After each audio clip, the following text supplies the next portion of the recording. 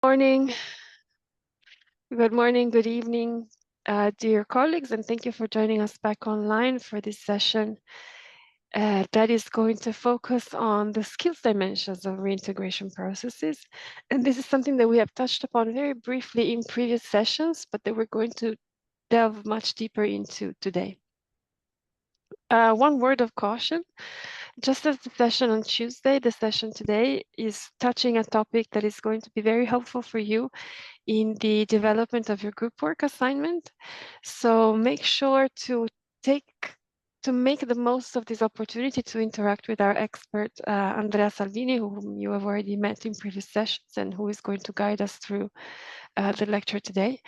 Make sure that you, like I said, that you make the most of this opportunity to also try and draw some initial conclusions, perhaps, or just make a stronger link between what you hear during the session today and the reflections that you're going to have to make in your group work. I want to remind you also that the deadline for the group work is approaching. The presentation is scheduled for the 18th of October.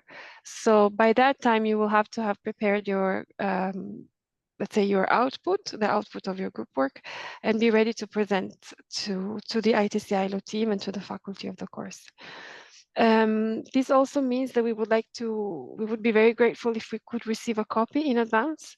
So if you're going to use a PowerPoint presentation, please send us a copy the night before. If you're going to use any other visual aids as well, please send a copy to us, a link or a way that we can save a copy for our archives, but also as a way that we can support you if there are any connection issues or unforeseen circumstances on the day of the presentation. Okay, so I know that at least 2 groups have already started to work because we've been copied in their conversation and we've been informed of the composition of their, let's say, of the internal arrangements on who the liaison person is going to be. For the 3rd group, off the top of my head, I'm not sure if it's group 1, group 2, or group 3, but I'm going to do a double check and let you know in the chat. So if you haven't started already, please take this opportunity, take this reminder as a sign that it's really, really time to start working and loop us into the discussion. You don't need to copy us in all of your conversation. That's up to you how you want to conduct the conversation, but please do let us know that you have arranged something within the groups and let us know who the spokesperson is going to be. That being said, as usual, the session is being recorded and the recording will be available on the eCampus after the end of the session. And please feel free to keep the conversation as informal and as interactive as possible. I know that Andrea is very much looking forward to exchanging with you. So feel free to do that by using the raise hand function at the bottom of your screen, or by typing your question, comment, reflection, anything in the chat box, and we will pick it up from there with the support of Marion. One last request from my side, and then I'll be quiet. If possible, if the connection allows it, we would be very, very grateful if you could open your camera so that we can see your beautiful faces. I know that for some of you, it's very early morning, for some of you, it's late at night, but it would be very nice to be able to see your faces as we speak. With that being said, I'm going to pass the floor to Andrea. Andrea, thank you very much for coming back to us for this session. I know that the skills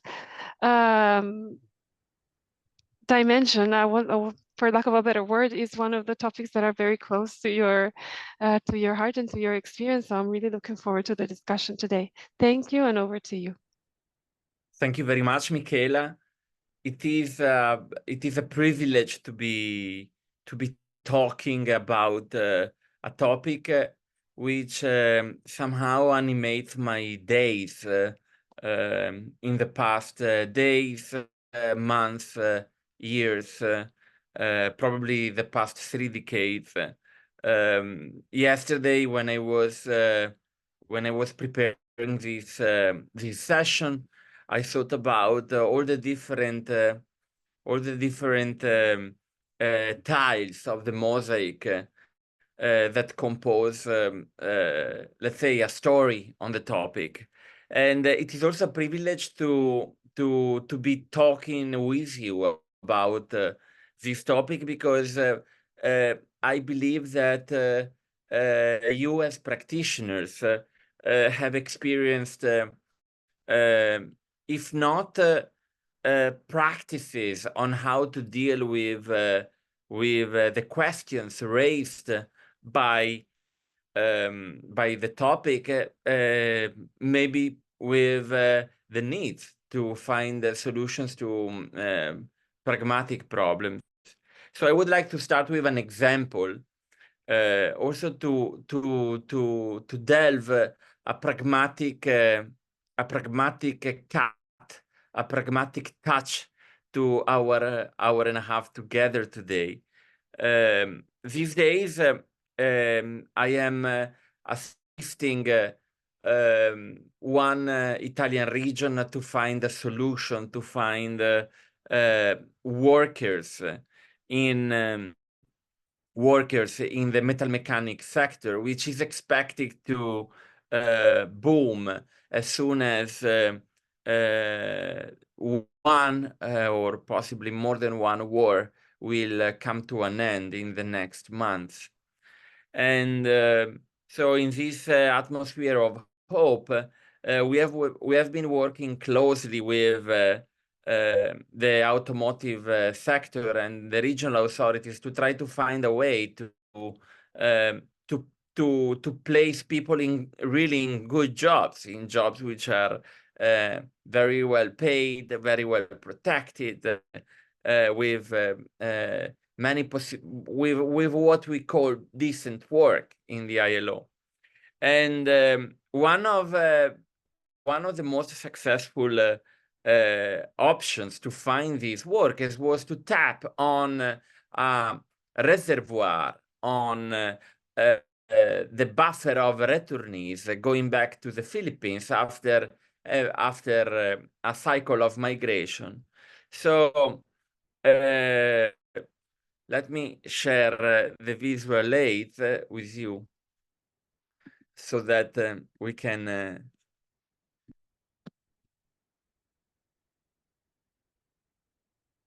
also relate to a graphical representation of what we say. The topic of today really focuses on the skills dimension of the last part of the migration cycle, which is return and reintegration. However, very much we should think about the migration cycle not as something which ends with return and reintegration, but with as something that somehow feeds the life of migrants and returnees in such a way that they can find a life either in their countries of origin, which in the terminology of return and reintegration we call a receiving country, or in their new lives as re-migrants, as migrants that will come back again to a country of destination to do the same job or of something new. The other thing that I would like to tell you is about how to deal with this lecture today. Please do not take note. I think that this is an opportunity that we have through the ITC and through Zoom also to have a conversation, from a person to a person. So there are many handouts, many material which will be given to you, but try really to get a connection to what we say, and there is no inappropriate remark or question. Try to interrupt the discussion as much as you feel as you deem it appropriate, so that we can walk together through the trail of this topic. Now, what is the reality of reintegration? Is it an easy reality? No, it's very difficult. So reintegrating migrants in the country of origin is a very challenging issue. for many reasons. But the reason that we will touch upon today is that the pool of skills that they acquire in the country of origin is very, very likely not to be relevant, useful, or perceived as asset in the receiving country, the country of origin. In addition, last week, you remember that we concentrated on this share of labor migrants for which migration was not necessarily perfect or successful. We know that the role of the public sector, the role of the government, the role of international agency is to try to support what is not flowing okay on its own, what is not done by the market. So we know from last week that the successful migrants are already likely to get reintegrated on their own with their own means, and by saving money on who is going to make it happen on her own, we concentrate resources on the very difficult task of reintegrating those who find difficulties. So successful reintegration, as we anticipated last week, are mainly rooted on individual factors and let's say collective factors, so institutional and community factors in the country of return. The skills that the individual acquire are certainly on the individual factors, and they include, in a systematic way, education, work, and non-formal learning. There are other individual factors which are not categorized in the CV, so they are not visible. They do not emerge very often onto the conscience of the migrants, but it's about the experience that the migrant had during the journey. And here we have the issue of eventual traumas,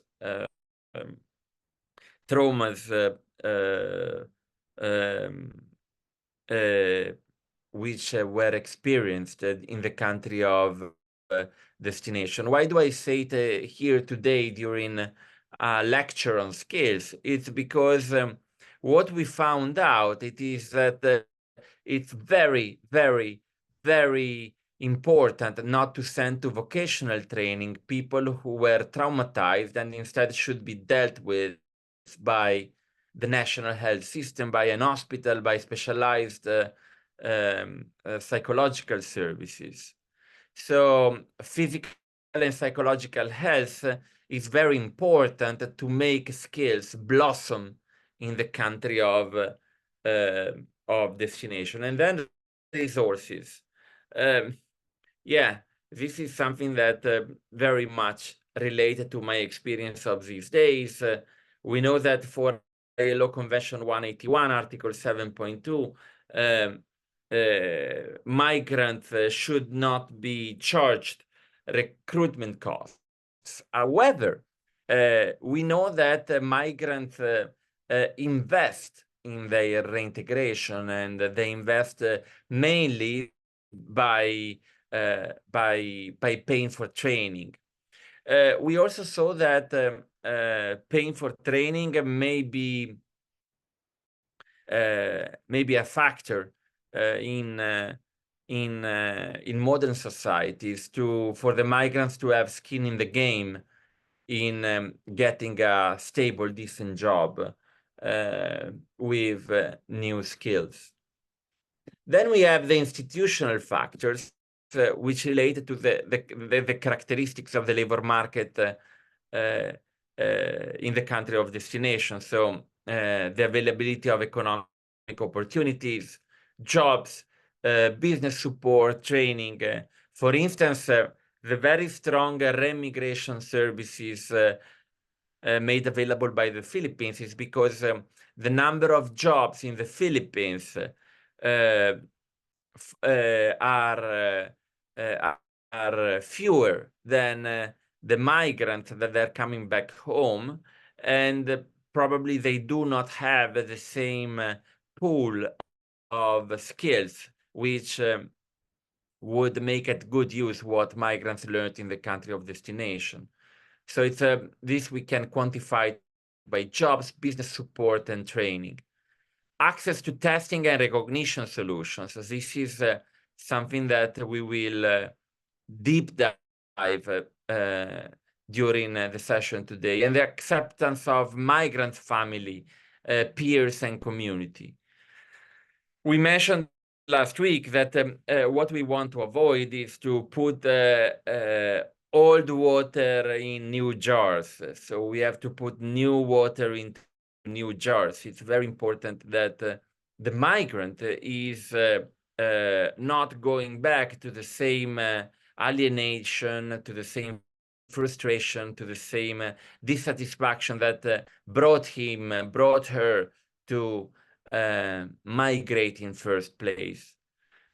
Marion, I count on you on helping me to monitor the chat box, because I would like to make it as much interactive as possible, trying to really, when we touch upon topics, to really relate with the experience of participants as practitioners, where they are, where they serve.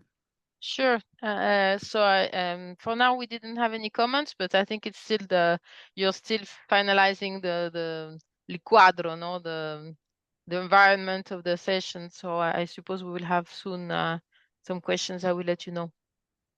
Thank you so much, Marion. So let's try to look at who has an interest in skills recognition upon return. And this is an exercise that we should keep in mind, especially when we are designing options.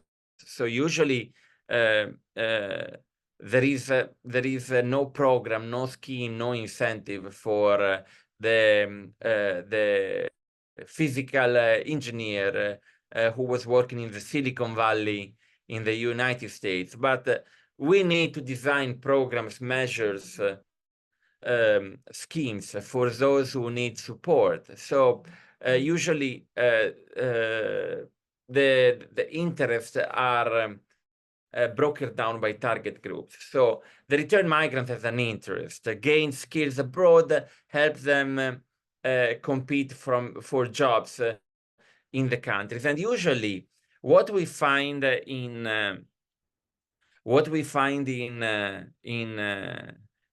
world in the 2020s is that the countries of origin, the countries receiving return migrants, are countries with a very segmented labor market. So yeah, it is true that there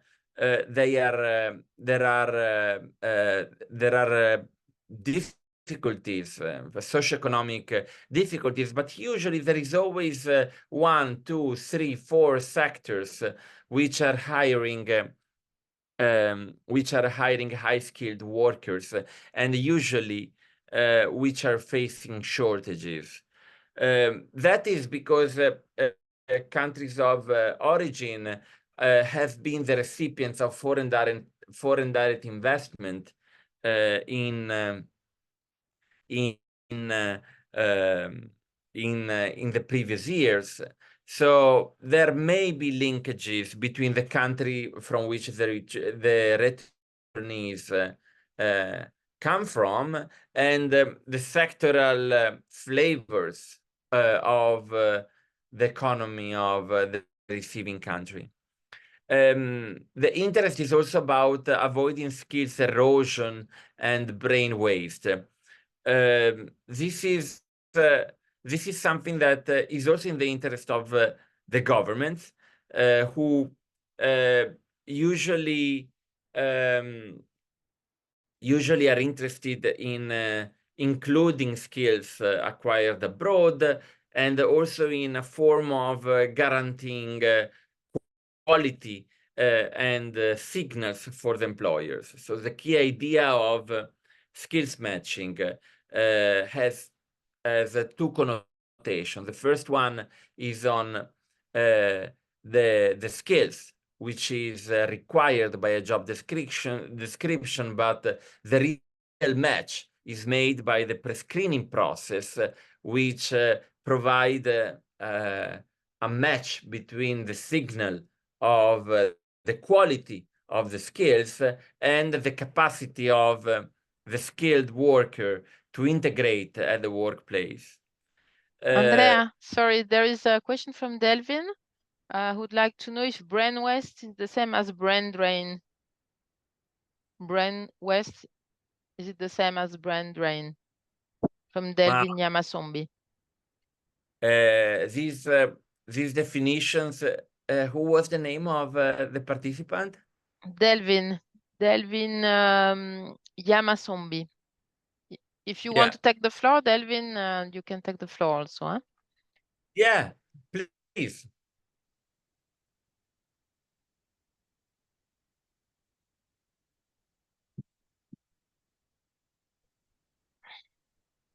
Delvin, okay, I try in this case to address this question. Okay, Delvin is saying he tried to take the floor, but it looks like his speaker is not working. But because indeed he unmuted himself, but we don't hear him. Yeah, no, the concept of brain drain is different. It is related to the process through which the pool of skills in the country of origin is impoverished by the migration of skilled workers to a country of destination.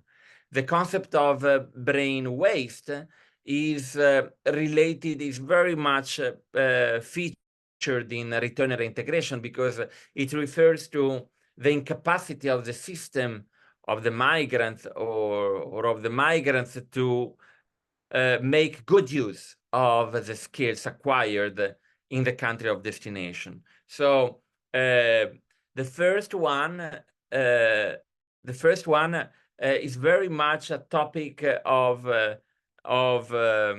goals and objectives in the phase of pre-departure and departure. And instead, the concept of brain waste, so to make best use of the skills acquired in the country of destination, it is somehow very much related to benchmarking objectives upon return, during the return, preparing for return. Did I reply to your question? Thank you, Andrea. I suppose you did, and we'll see if we have a comment from Delvin, who cannot speak live. Yeah. So, yes, thank you so much. You did. Delvin has answered in the chat. Thank you. Thank you, Delvin. So the last stakeholders which are interested in recognition are employers. Indeed, returnees may have rare skills that are missing in the local labor market, and somehow the recognition of skill is a signal for the workers coming back home. More in general, I think that employers are interested in something broader than skills recognition. So skills recognition is one of these ingredients. Let's say, if we use the metaphor of cooking, it's like flour. it's one of these ingredients that needs to be complemented with salt, with eggs, with other ingredients to make a dough. So it is very unlikely that the bare naked skill is going to end up into a pre-employment or an employment contract. Now, from many of you work for governments and international organizations, there is also an international dimension of the issue of skills in return and reintegration. The idea of nurturing what we call the circularity of skills, so promoting virtuous cycles in which people continue to learn throughout the life span. So what we are aiming at within the ILO or the international community work is to make possible for incremental upskilling through repeated circular mobility, in which the person migrate, they learn, they earn, and then they move back to go back on a new immigration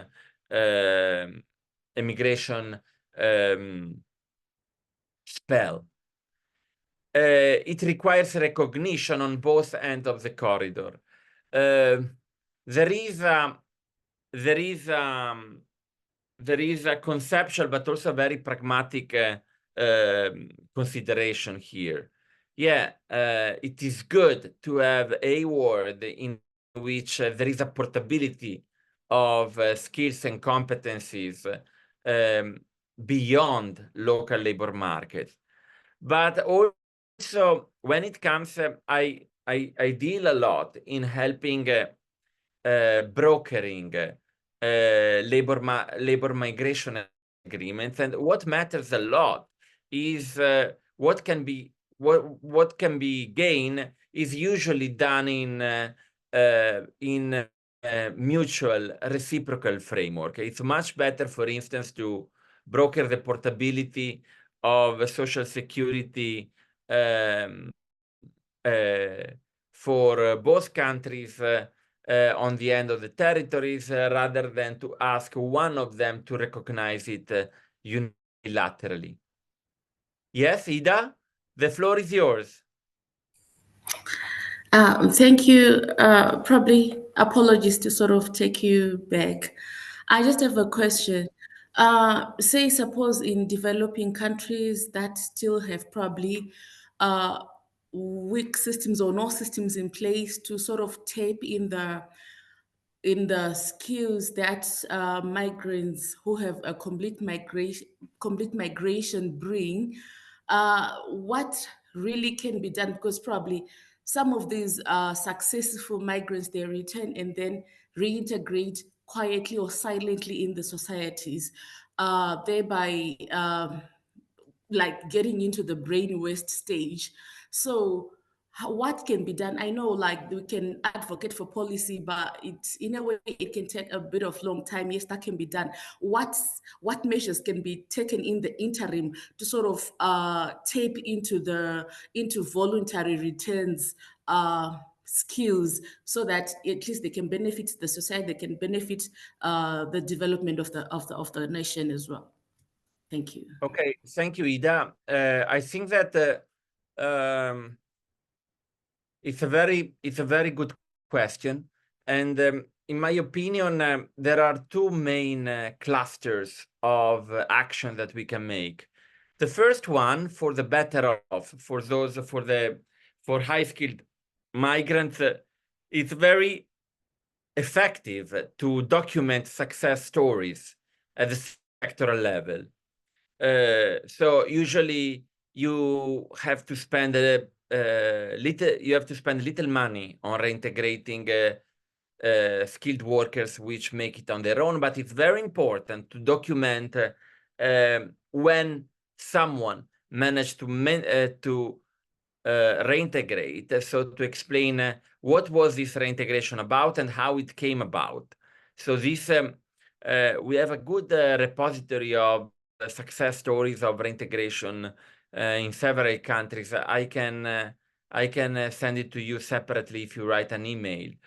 The second, what we can do for those who are not making it on their own, and this is something that we will see very, very in detail during the next hour. So it's about skills recognition, and it's about somehow complementing the flour, the ingredient flour of our recipe with other ingredients which make skills matter in the country of destination. The third, the 2Bs, the 2Bs option for action is to be very pragmatic on how many workers can be placed in the country of origin upon return, and to try to liaise with employers abroad to use these skills through re-emigration. Ida, does this reply to your question? Yes, thank you. Oh, I'm glad to hear. Andrea, So, sorry, we had also a comment from another participant. I don't know if you can take the floor, Tupu Vavatau. Probably I'm not saying it well. If she tries. Oh, Mariana, this is very important, because the more I hear questions, the more I understand how to orient the case studies towards the policy level or towards the pragmatic program implementation level. So especially now at the beginning of the lecture, I think it's very important to Okay. questions. Yes, indeed. So I will read you the question, because I'm not sure Tupu can take the floor. So she was commenting on the answer you gave about brain waste before. Okay. So she said it's a really good question. I thought they meant the same thing, but this makes much sense. After you gave the answer, it makes more sense to her.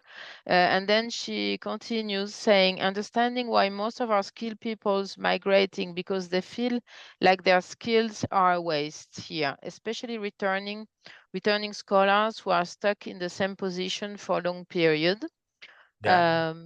Of long period of years, no move forward. So this was her comment, and I don't know if you want to elaborate on this.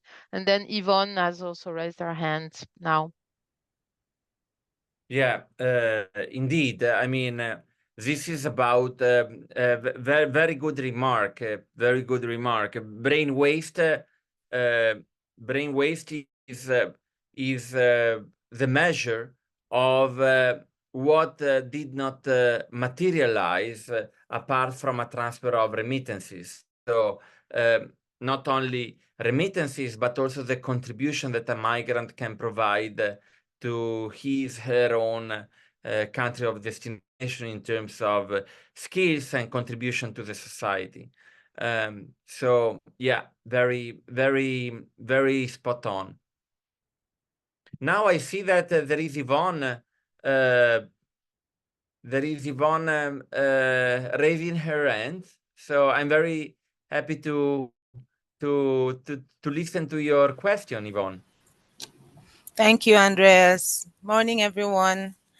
Andreas, I've had this question in my mind since the beginning of the course, actually, and I keep asking it in different ways, and it's still trying to apply everything I'm hearing to the pragmatic reality of my personal context. Okay, so where I come from, and I see that in terms of brain waste in probably a number of developing countries, this is the status quo, and what's like one of the our colleagues said is what is the push factor in the first place for migration.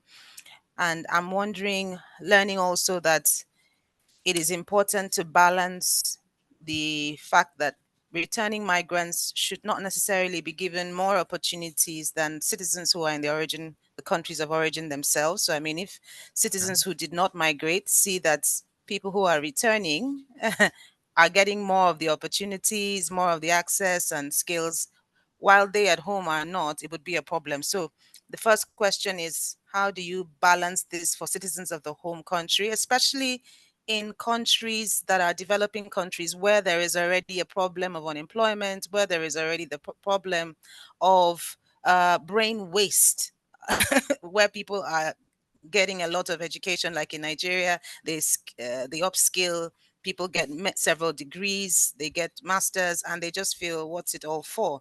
A lot of people who return to Nigeria have I wouldn't say it's the option, but they go into setting up their own businesses because the issue of employment is a difficult one because of the percentage of unemployment in Nigeria.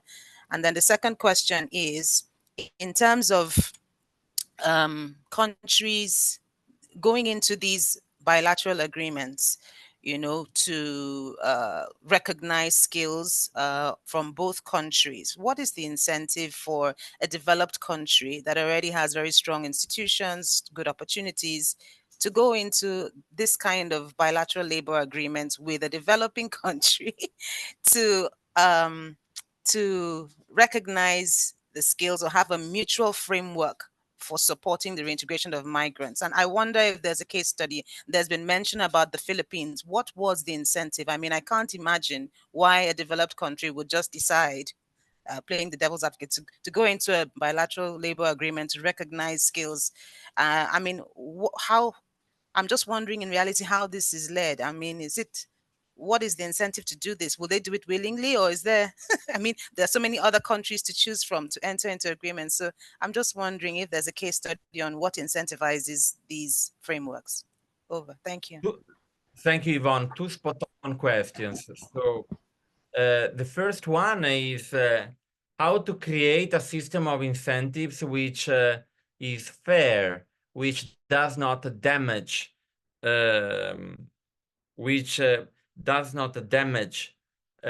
neither the migrant nor the citizens left behind, as we call them. The key instrument, Yvonne, is profiling. So usually the cohorts of migrants and the cohorts of people left behind, they have very different very different characteristics. They have different skills, they have different salary expectations, they have different priorities in life. Okay, so the idea of profiling these characteristics with a case management system is the option which proved the most effective.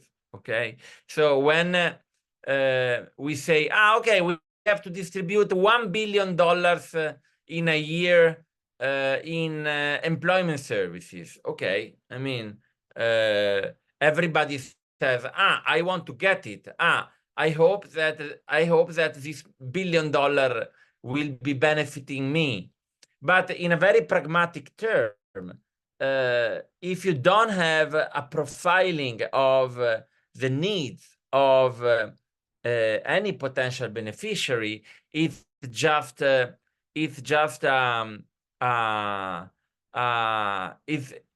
something that paradoxically increases the tensions between people who have, at the end of the day, very different needs. So in my opinion, the rivality of interest between returning migrants and workers left behind can be very well addressed with a profiling system which provides individualized services and programs to people who have very different needs. So the moment in which the institution is able to give a name to the need is the moment in which the rivalry becomes weaker, becomes more manageable, because the needs are addressed by different specific instruments. I make you an example. Maybe a prime-age worker who did not migrate in Nigeria may need income support to finance his or her job search. Okay, it's a very different need from the specialized technician, in I don't know, numerical control machine with a numerical control machine skills, who just needs to have a testing services which will make his skills recognized by a sector using these machines in Nigeria. So the moment in which you broker down, you profile the needs of different target groups, is the moment in which rivalry becomes less pressing, also politically. So the second question is about, I like the second question because I'm dealing with it these days in a very pressing manner. So is there an incentive for a country of destination to partner bilaterally with a country of origin, or it's charity? No, it's not charity. I can tell you, it's not charity. There is a dire interest by advanced economies to create instruments to recruit from countries in which there is more people. Okay, in which there are more people. That's very important, not only at the national level. The demographic downturns experienced by European countries, but also by the United States, is becoming pressing. But also at the sectoral level, it's not like 20-25 years ago. 20-25 years ago, people were arriving with a tourist visa, and they were finding a job through personal referral or contact. No, this is the story, for instance, of domestic workers in France, Italy, Belgium, Spain. They were coming with a tourist visa. They were getting integrated in, and I mean, every year or 2 years, there was an amnesty for them to get papers to be working regularly in the country. This lazy scheme by country of destination is not very viable anymore in more and more sectors, because usually in the knowledge economy, you have vacancies which require not only skills which require years to be acquired, but they also require a system of recognition for workers to sit down at the workplace. So in countries like Canada, Germany, Singapore, I mean, even to serve as a barista, you need to have by law a certified qualification, which is recognized by the national or by the local market. But more and more, also in countries which are less certified, with less certified labor markets, more and more there is a requirement for people to have a certification. This is the reason number one. The reason number two is that the majority of the new labor migration visa regime in countries of destination are linked to skills. So you enter the new ways to enter, to regularly enter a country of destination, especially in Europe, are 99% linked to the skills, and to the extent these skills are recognized in the country of destination.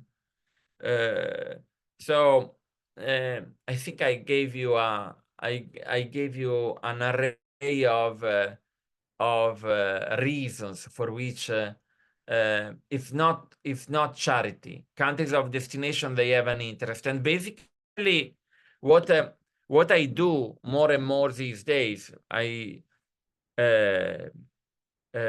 with the government of Pakistan, I worked 1 year to teach them how not to interact and not to negotiate with countries of destination as if they were charity boards giving you favors, but really to try to spell out what a country of origin has that a country like Germany or Canada needs, is in dire need.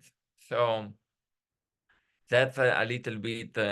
Does this reply to your 2 questions, Yvonne? Yes, it does. I mean, it does a lot, Andreas. It's not just before we had heard about the country setting out their sovereign priorities, but now you are talking about spelling out what they have as an advantage that the developed countries need. So that's taking it to a higher level. Thank you for your response. Thanks to you. Andrea, before you go ahead, Victor Chambers has connected a bit late because he had technical issues, but Okay. so he wrote us right away, and he has a question. Okay. I don't know if you can hear me. Great. So go ahead, Victor. Okay, thank you. Yeah, I was just doing good day, good morning from my side, Andreas. Thanks.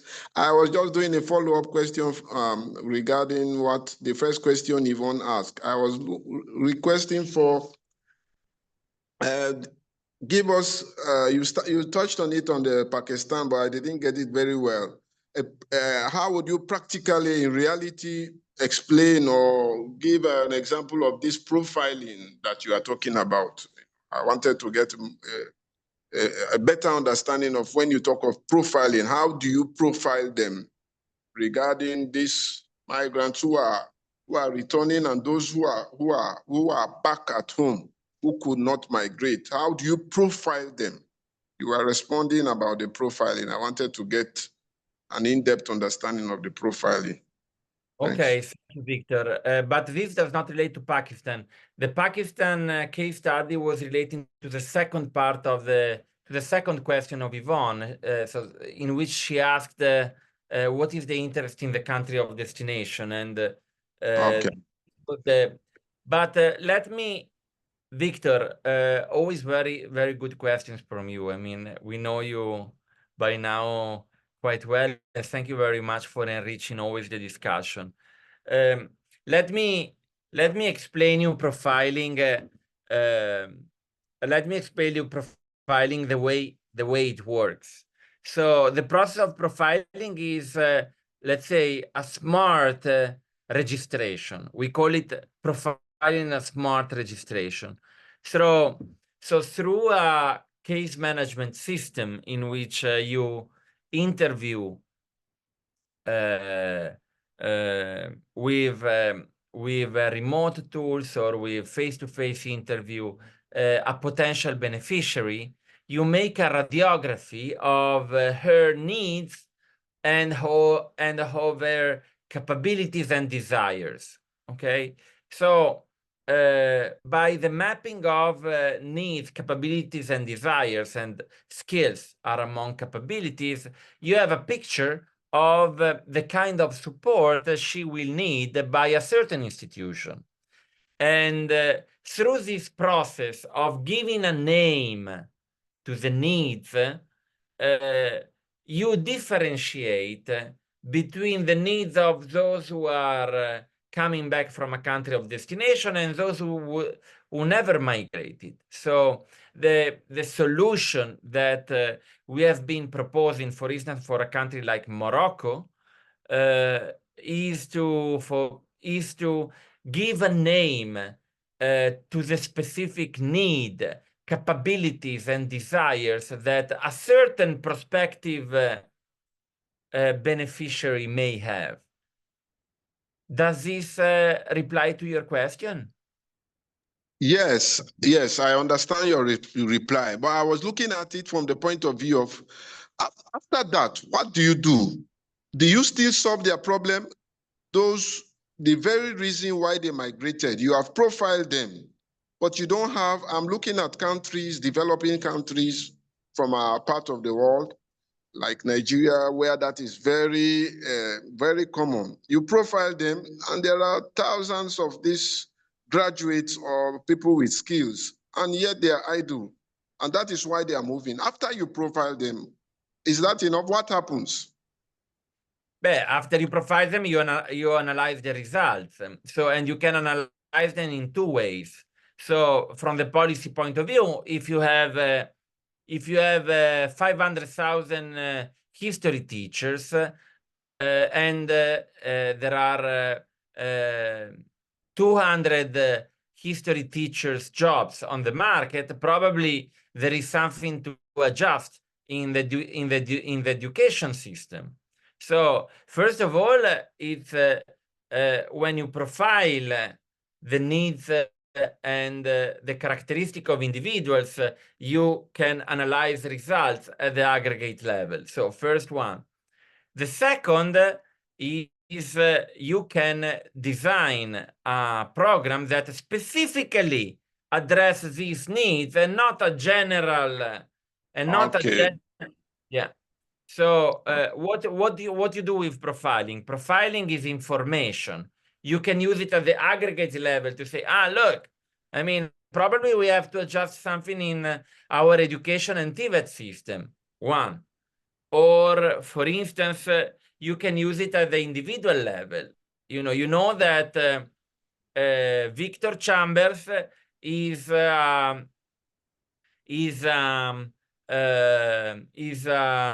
Nigerian citizen recently returned from Italy, who worked for 10 years in the hospitality service with certain skills.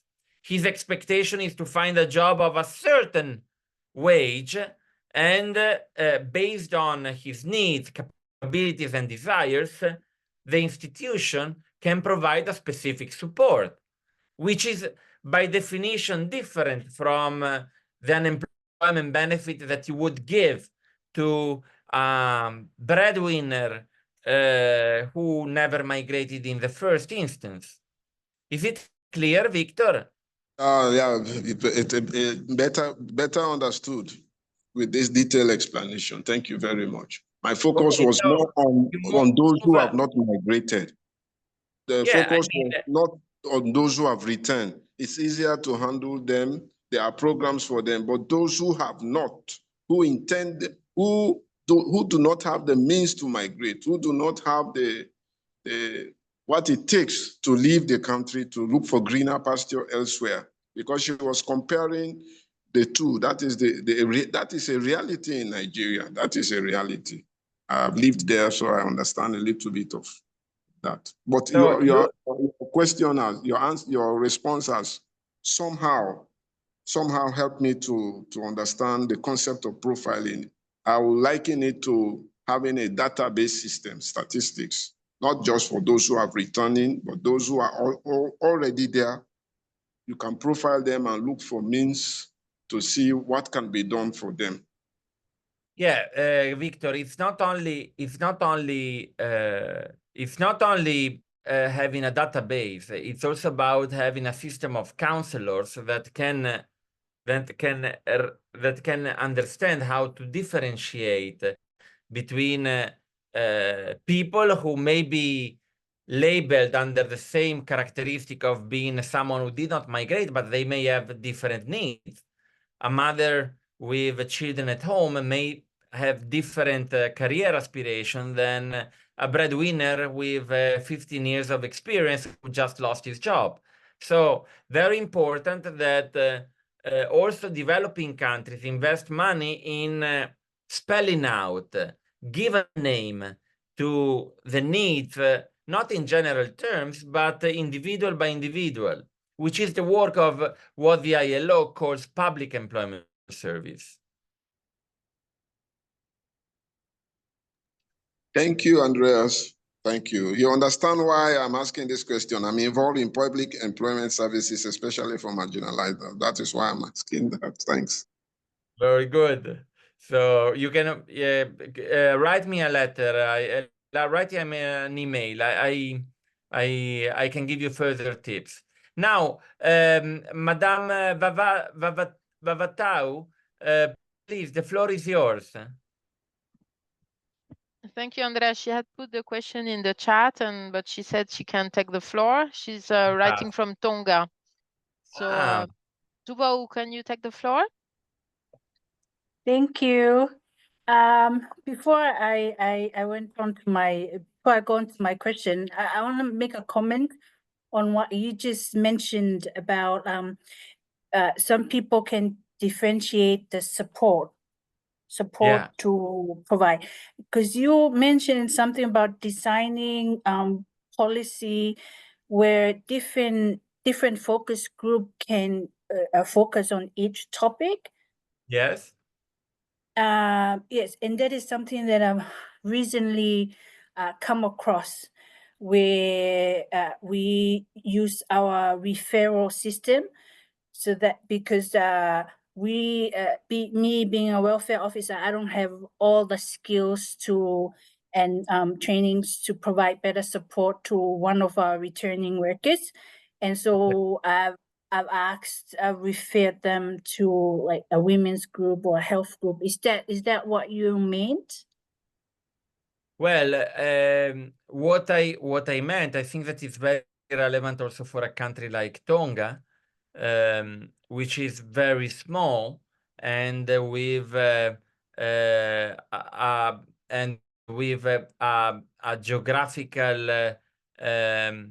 geographically remote from many places.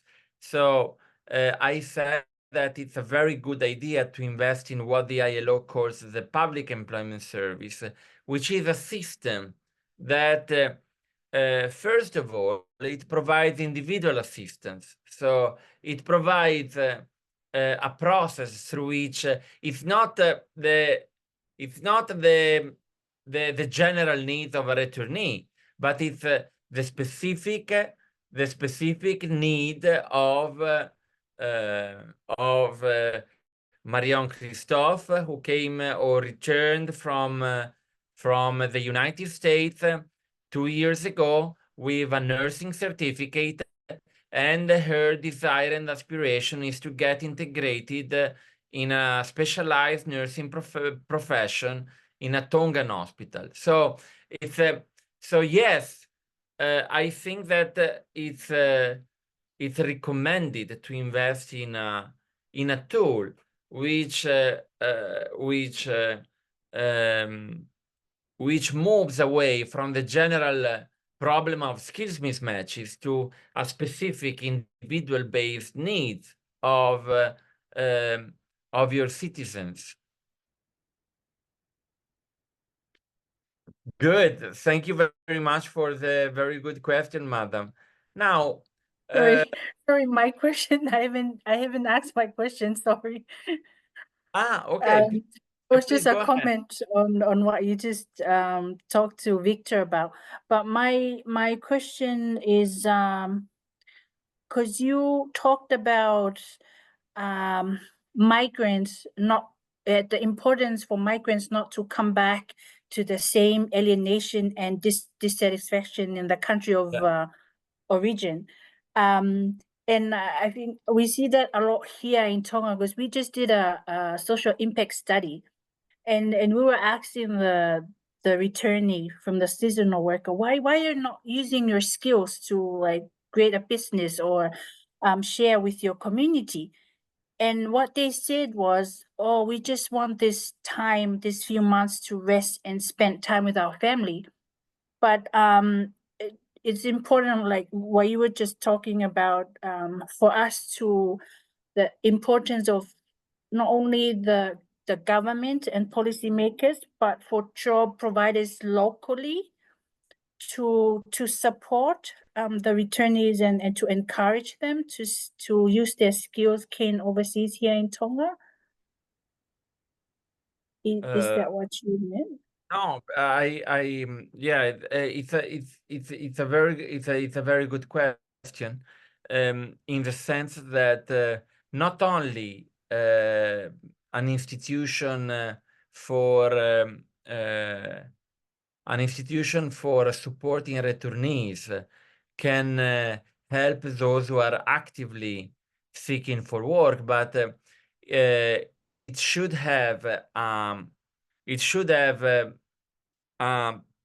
a more general life counseling, which also helps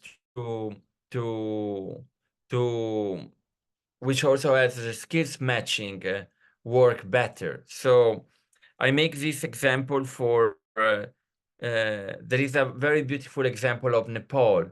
Nepal has a program called REMI, funded by the Swiss Development Corporation, in which the process of skills matching within return is clustered together with other kind of life counseling support.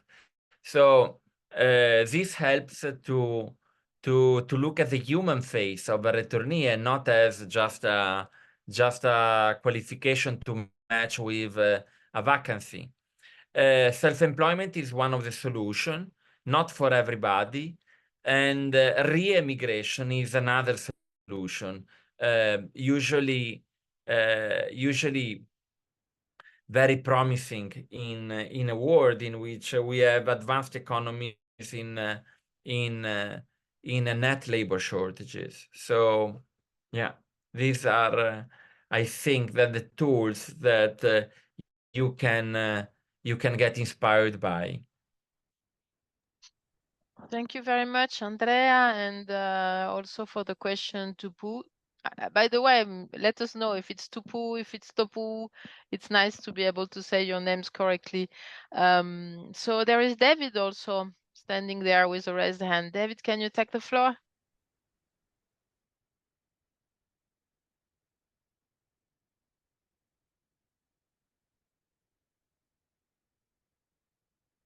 No, you're muted, David. You have to start from the beginning.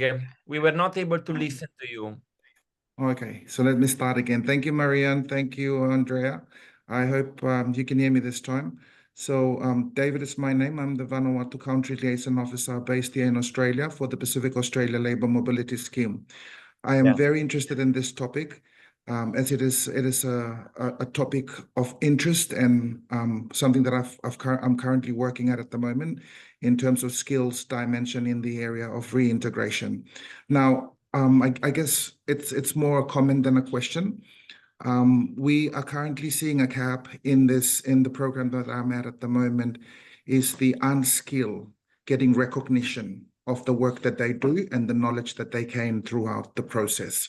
So, for example, workers come from Vanuatu to Australia.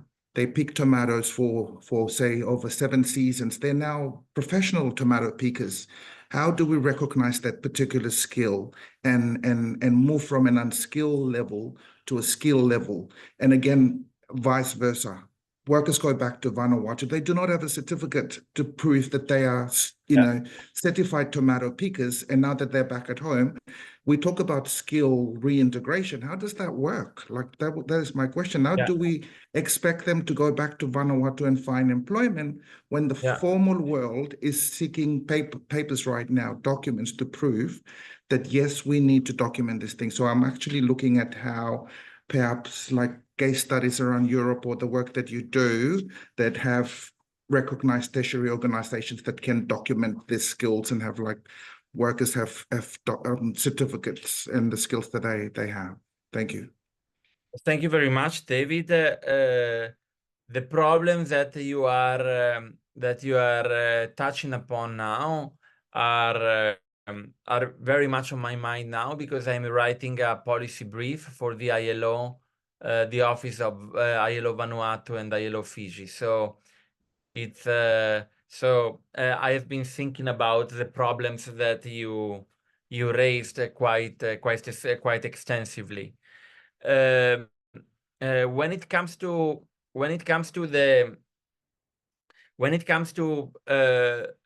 what you are mentioning, I mean,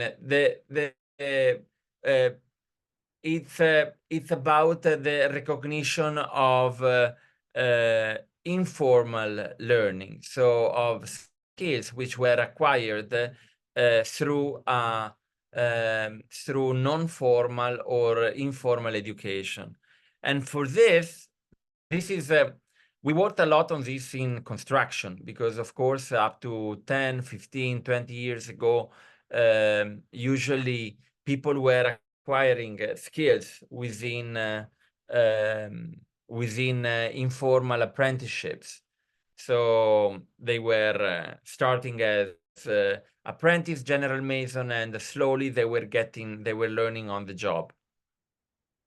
More recently, these techniques are applied also to other sectors, for instance, in the manufacturing or in retail and hospitality. I don't know about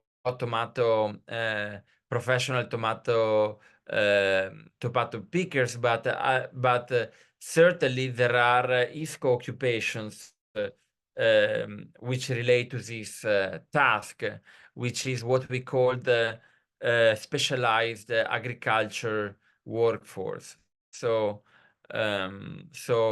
yes, I think that the tools relate to the implementation of practical tests,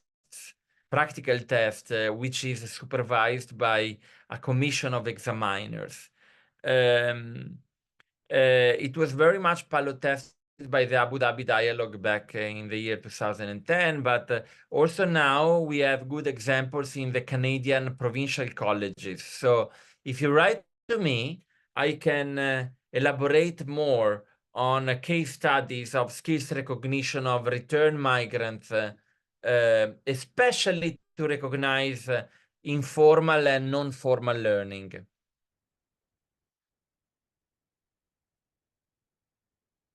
Okay. Thank you, Andrea. Very good. So I'm sure that we will talk soon.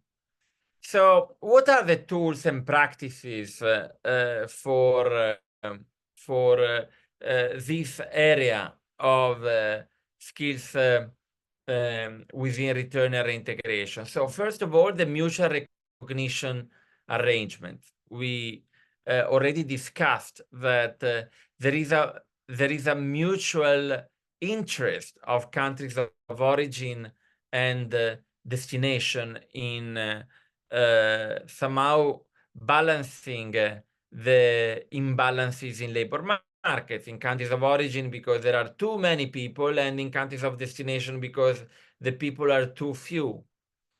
And also a new tool that I don't know if I will be able to touch, but you can find the slide that will be shared by Marion, is the pre-return skills testing and profiling.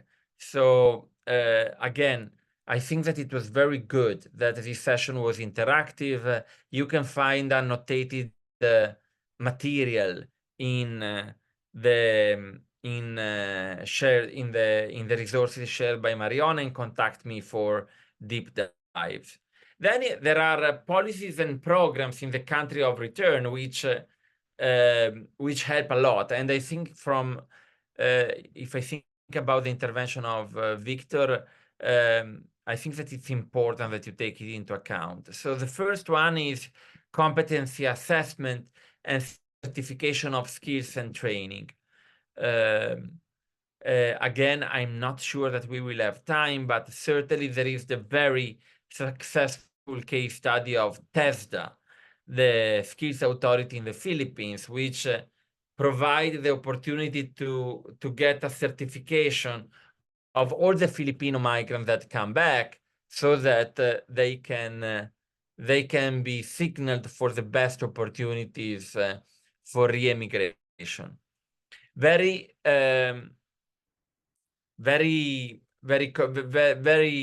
known. I mean, I don't think that there is much to say. It's the entrepreneur livelihood skills training that can be provided.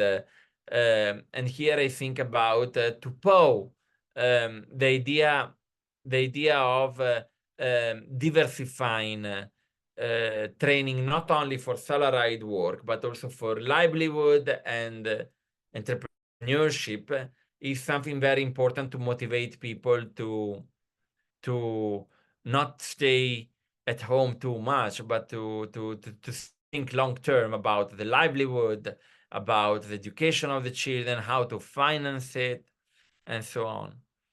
Then we have hands-on business mentoring and support. Very important for those who have higher expectation of salaries, and this create a pressure for them to be business owner.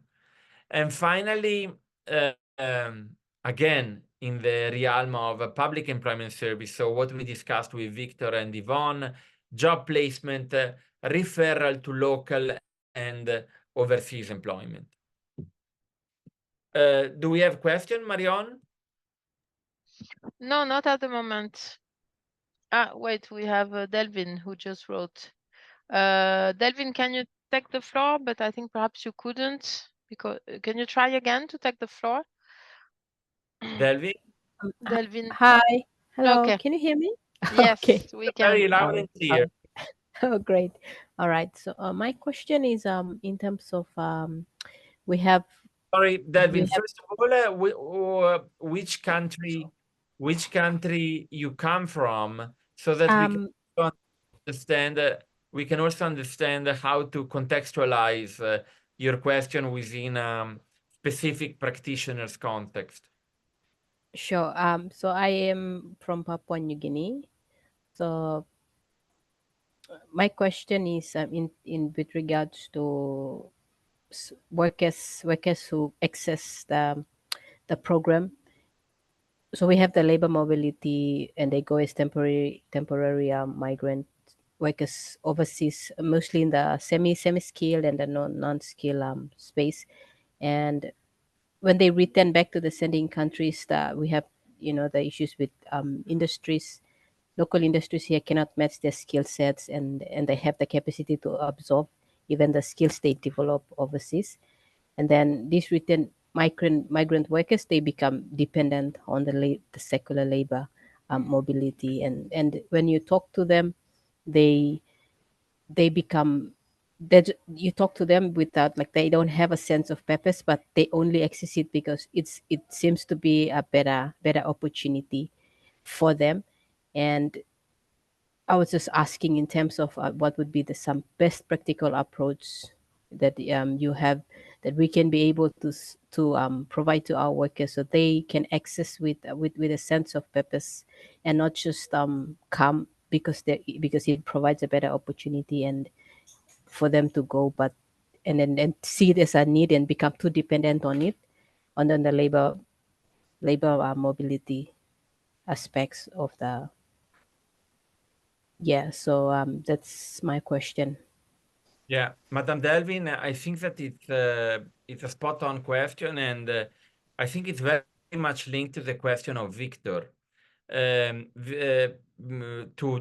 not a question, to some remark made by Victor. Victor mentioned profiling tools, which are mainly based on internet databases. As you may all know, these are not enough.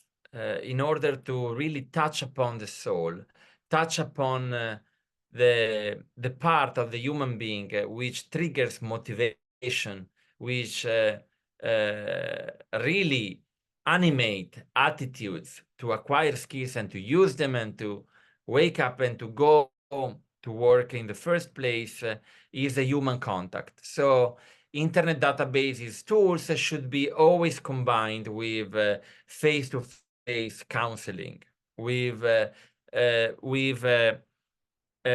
forms of counseling in R&R, in return and reintegration, that tackles not only the skills and placement dimension, but also the psychological and psychosocial dimension of the potential beneficiary. That's very important. I mentioned a case study from the Netherlands. The Netherlands invested a lot in artificial intelligence since 2018, and thinking, okay, we can replace counselors by automated artificial intelligence employment services. And now they're going back. Now they're going back. Now they are giving new resources, new impetus to the recruitment of human counselors, people who can really connect with the soul, really connect with the individuality of the person who is, looking for livelihood or for migration, whatever is the aspiration. So you have a profiling system that somehow puts in a grid the skills dimension and the non-skills dimension of a prospective beneficiary. But then you need a human being. You need counseling tools to decode it. So my suggestion is to partner with international aid, with the healthcare and paramedical system, with schools, to try to strengthen counseling to the population. This is the only way, Delvin, we found to really touch the pain hidden by what employers call motivation, lack of motivation. Yeah. So Thank you. thank you, Delvin. I was very touched by your question because it reminded me a lot of situations I encountered in the field. So thank you so much. I will try to say what are a mutual recognition agreement. 2 or more countries agree on qualification. There is a support of skills recognition during out migration and upon return. So very important that you build a corridor in which at both ends there is a coordinated system for skills to resonate and to talk to each other, both in the country of destination and the country of origin. It specifies procedures applied, including professional recognition and mutual access to the labor market. Somehow, mutual recognition agreement can be done in 2 contexts. So the first one is between countries with a specific interest. So again, you may have seen the office of GIZ all over the world, looking for partners, looking for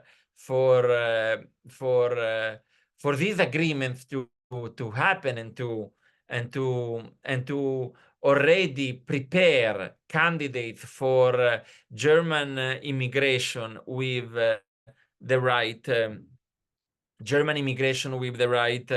already with the right skills. But another context in which these happen are clubs of countries, such as the European Union or the ASEAN community.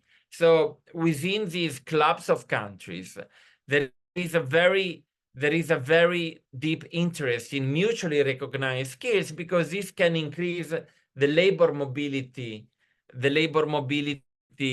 in between these countries, for which there is a free circulation of labor. And this is not true only for ASEAN, in which this was already done in the past 2 decades, but also for countries like Europe and for a region like ECOWAS. We heard many participants today from the ECOWAS region.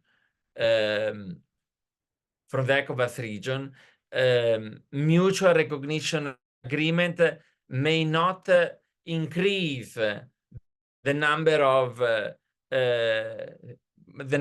people who benefit from free circulation of labor in West Africa, but it may increase the quality of this movement. So at the margin, you take away, you move irregular migrants, people who move across the ECOWAS region from situations in which they run the risk of being victims of exploitation to the decent work, which is often hidden behind a formal recruitment with predefined qualification.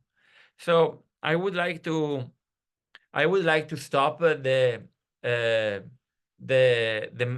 material delivered here, not because I don't have more case studies to give you, but because our time is limited. I would instead like to open the floor and to ask you if someone has a specific interest or a specific problem that she or he encountered during her professional experience, so that we can close the session on the high note of a case study.